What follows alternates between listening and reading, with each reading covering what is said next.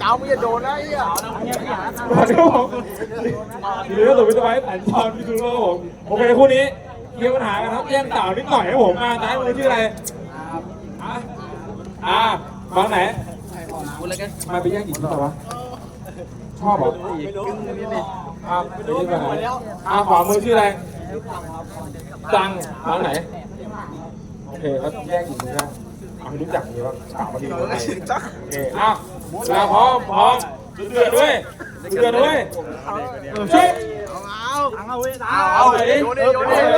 แข่ง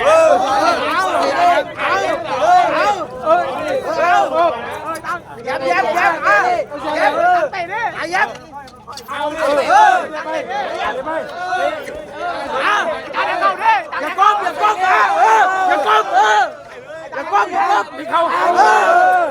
ยับจุ๊บไปเตะดิ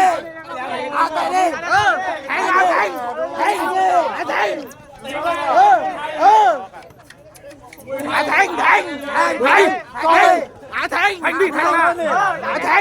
เข้าเหลียง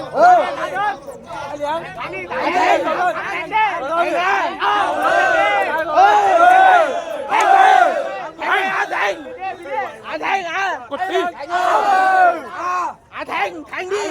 เตะดิ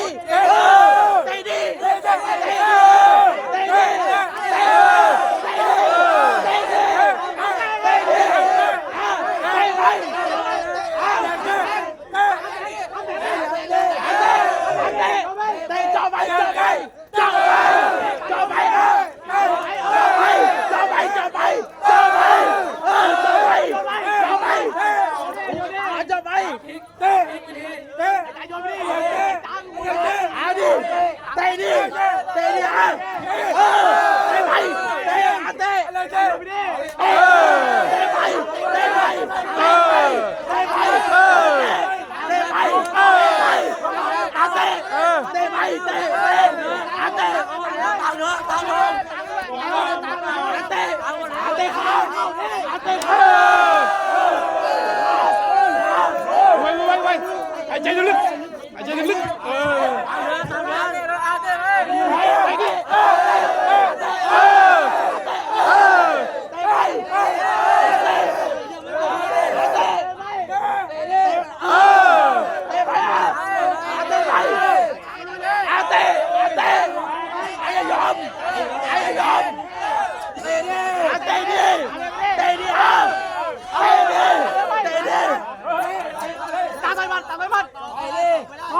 ไม่ได้นะเตะดิเตะดิ